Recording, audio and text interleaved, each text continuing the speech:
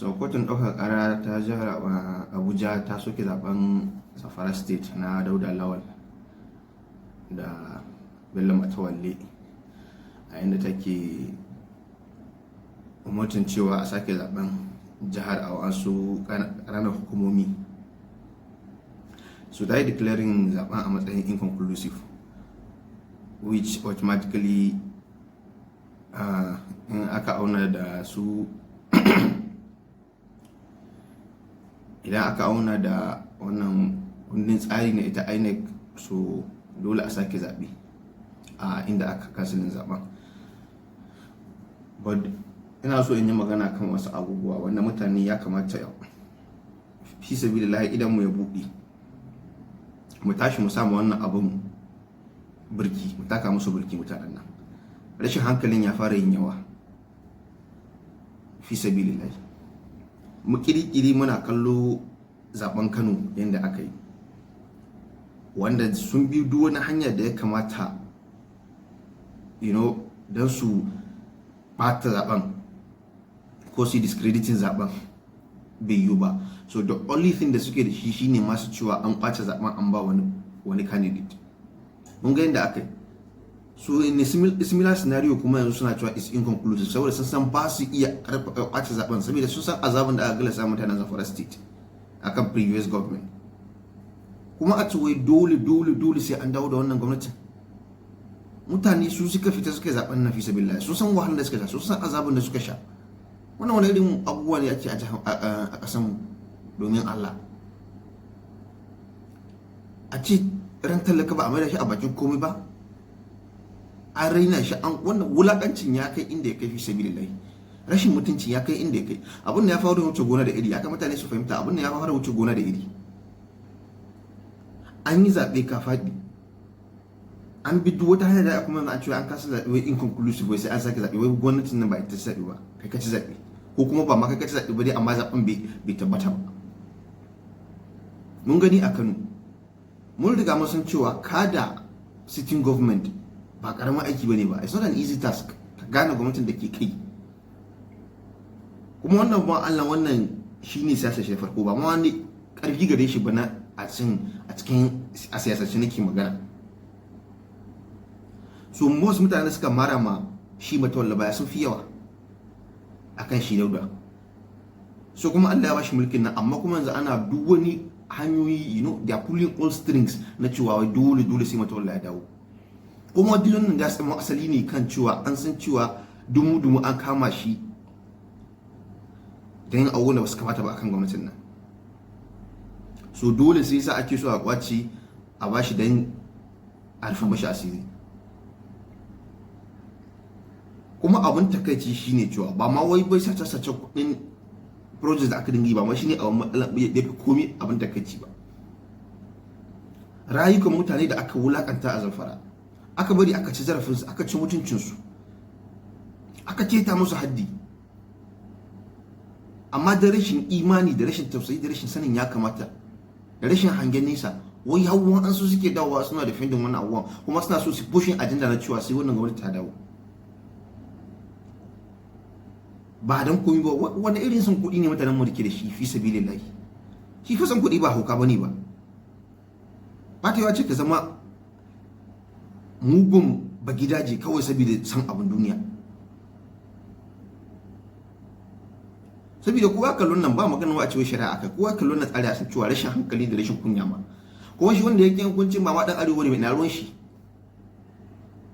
Shi wanda ya jagoranci hukunci a kotun ɗaukar ƙara a Abuja ba dan arewa ne ba musulmi ne ba dan arewa ne ba abin da ya shafi shi abin da ake ma arewa.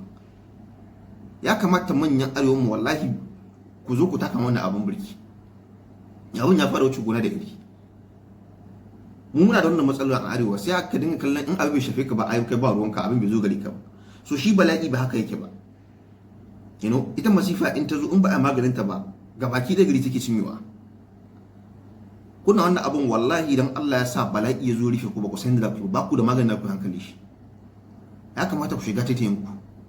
Wannan yana abubuwa ne wa'in na fi sabilillahi. Ina ake su talaka ya sa rai shi, ba a bashi lafiya ba a bashi aikin yi ba a bashi tsaro ba, yanzu kuma dan abin da rigi mai rayuwar tashi ma da yake hangin to it ana so a zo sai an ije murƙushe shi. Hasbunallahi wa ni'mal wakeel. Wannan wani irin abubuwa ne, wani irin tashi hankali, wani irin bala'i ne irin wannan abu fi sabilillahi. Mutum abun da fa ba garin gidanku bane ba, ka ce dole sai ka yi. Wani irin bala'i ne wannan fi sabilillahi. Mutanen arewa mu wallahi ku shiga taitayin ku. Wannan bala'in, wannan azaban da kuke gallaza mu mutane, in ba ku sani ba wallahi sai sun yi ku.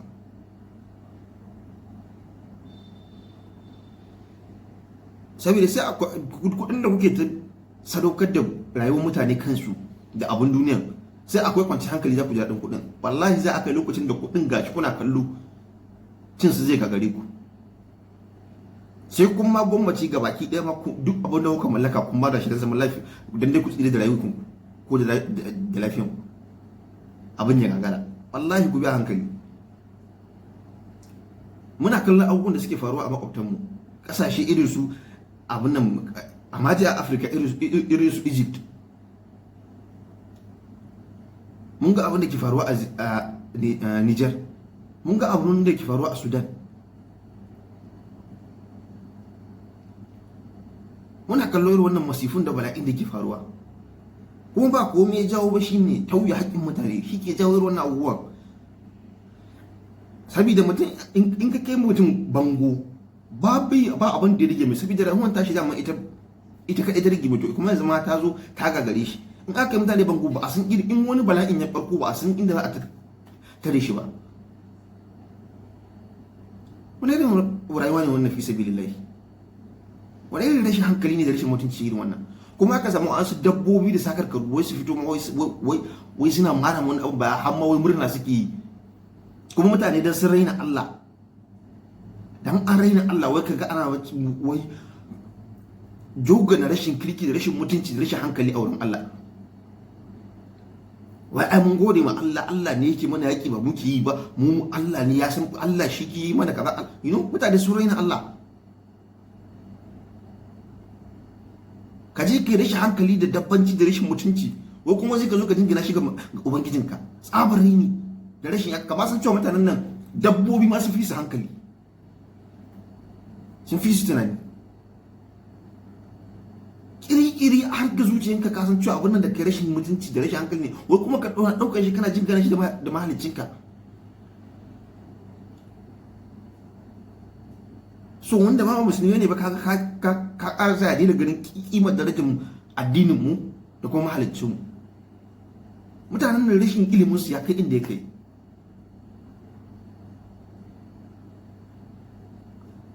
So yana kira ga mutane, wallahi musamman mutanen arewa, ko mu haɗa kai mu tashi mu taka wannan abin birki, mu taka mu wa'annan mutanen birki, mu nuna musu kai duk rigima da su, duk rashin kirkin da suke amma da shi. Mutane su ne gari, in ba mutane babu gari.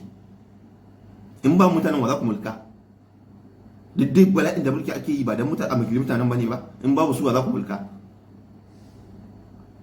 So ya kamata mutanen arewa, this is a wake up call. Mu tashi idan mu ya bude, wallahi mu taka wannan abin tun wuri, tun ma kafin a ji kuna abin rashin mutuncin da rashin kirkin ya fara wuce gona da iri, ko in ce ma ya fara ba ya ma wuce gona da iri tunda an daya na wannan abu.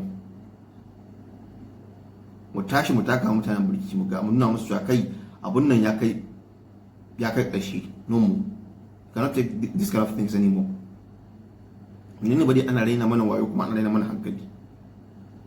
Da dalilin me za mu tashi mu je mu bi layi, mu bi ka'ida, mu bi doka, mu zauna cikin rana, mu fito mu da kwarkwata mu yi zaɓe, mu zaɓi wanda muke so, wai kuma a zo da bala'i a danna mu, a matsi mu, a ce ba a ma yadda abin da muka zaɓa ba.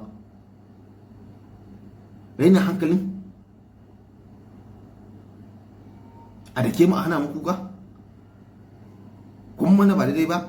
Mun fita mun canza ku, kuma wadda bala'i a jiwoyi wata wani hanya kuma a ce wai dole ma abin da muka zaɓa ba shi za a mana ba. To ina demokrasi yake? So wallahi mutanen arewa mu shiga hankalin mu, duk wani bambance da wani faɗace ba a shi a gefe. Yanzu ba lokacin wannan bane ba. Akwai babbar masifa da bala'i a gaban mu wanda shi ya kamata mu fara magancewa kafin ma mu zo mu fara wasu abubuwan da ba su bane ba. Allah ya samu dace. Allah shi ke mana gaba kuma.